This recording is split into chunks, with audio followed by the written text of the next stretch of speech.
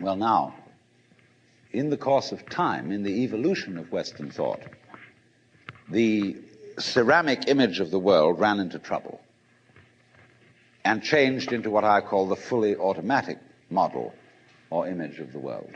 In other words, Western science was based on the idea that there are laws of nature. And it got that idea from Judaism and Christianity and Islam. That, in other words, the potter, the maker of the world, in the beginning of things, laid down the laws. And the law of God, which is also the law of nature, is called the Logos. And in Christianity, the Logos is the second person of the Trinity, incarnate as Jesus Christ, who thereby is the perfect exemplar of the divine law.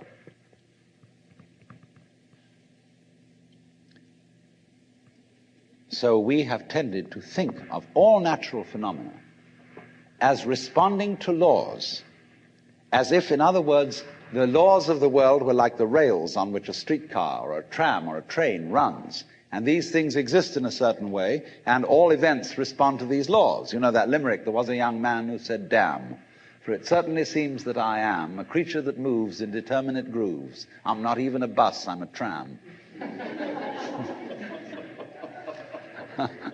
So here's this idea that there's a kind of a plan, and everything responds and obeys that plan.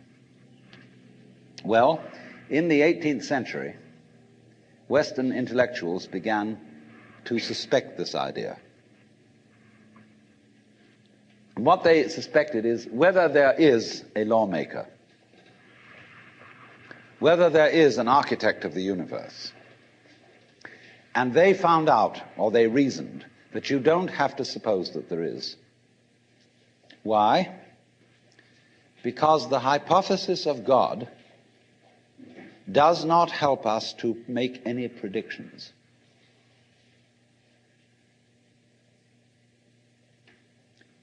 In other words, let's put it this way. If the business of science is to make predictions about what's going to happen, science is essentially prophecy. What's going to happen? By studying the behavior of the past and describing it carefully, we can make predictions about what's going to happen in the future. That's really the whole of science. And to do this, and to make successful predictions, you do not need God as a hypothesis, because it makes no difference to anything. If you say everything is controlled by God, everything is governed by God, that doesn't make any difference to your prediction of what's going to happen. And so what they did was simply drop that hypothesis. But they kept the hypothesis of law. Because if you can predict, if you can study the past and describe how things have behaved, and you've got some regularities in the behavior of the universe, you call that law. Although it may not be law in the ordinary sense of the word, it's simply regularity. And so what they did was they got rid of the lawmaker and kept the law. And so they conceived the universe in terms of a mechanism. Something, in other words, that is functioning according to regular, clock-like mechanical principles. Newton's whole image of the world is based on billiards. The atoms are billiard balls, and they bang each other around. And so your behavior, every individual, therefore, is defined as a very, very complex arrangement of billiard balls, being banged around by everything else. And so behind the fully automatic model of the universe is the notion that reality itself is, to use the favorite term of 19th century scientists, blind energy. In, say, the metaphysics of Ernst Haeckel and T.H. Huxley, the world is basically nothing but blind, unintelligent force. And likewise, in parallel to this, in the philosophy of Freud, the basic psychological energy is libido, which is blind lust. And it is only a fluke. It is only as a result of pure chances that, resulting from the exuberance of this energy, there are people with values, with reason, with languages, with cultures, and with love. Just a fluke. Like, 1,000 monkeys typing 1,000 typewriters for 1,000,000 years will eventually type the Encyclopedia Britannica.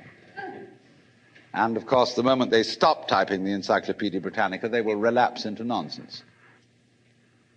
And so in order that that shall not happen, because you and I are flukes in this cosmos, and we like our way of life, we like being human, if we want to keep it, say these people, we've got to fight nature, because it'll turn us back into nonsense the moment we let it. And so we've got to impose our will upon this world as if we were something completely alien to it from outside. And so we get a culture based on the idea of the war between man and nature. And we talk about the conquest of space, the conquest of Everest. And the great symbols of our culture are the rocket and the bulldozer. The rocket, compensation for the sexually inadequate male.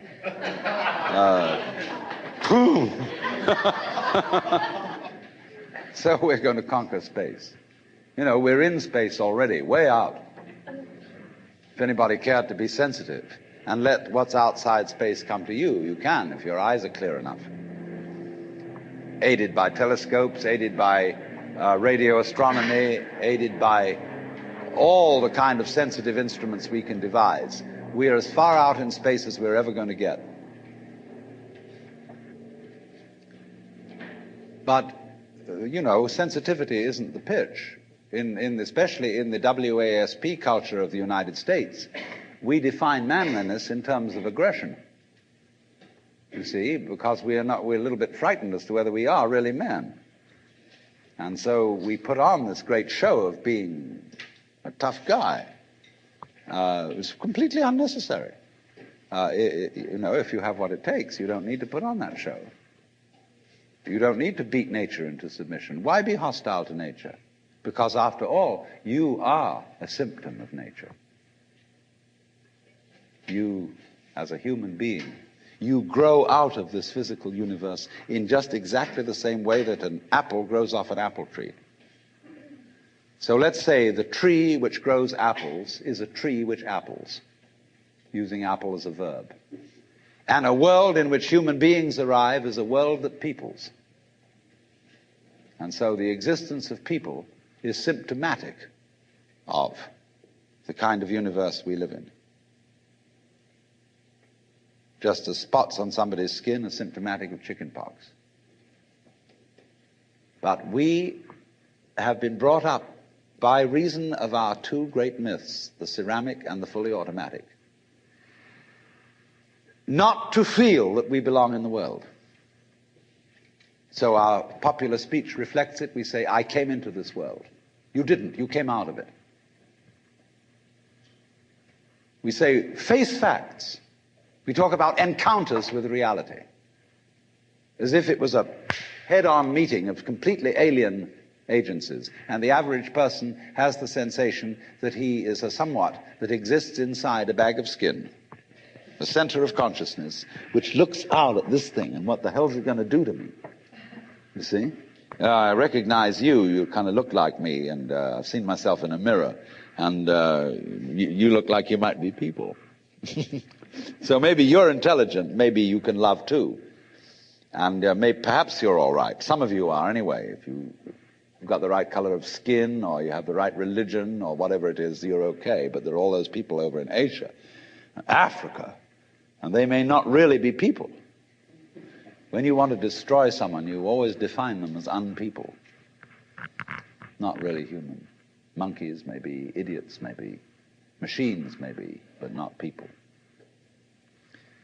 But we have this hostility to the external world because of the superstition, the myth, the absolutely unfounded theory that you yourself exist only inside your skin.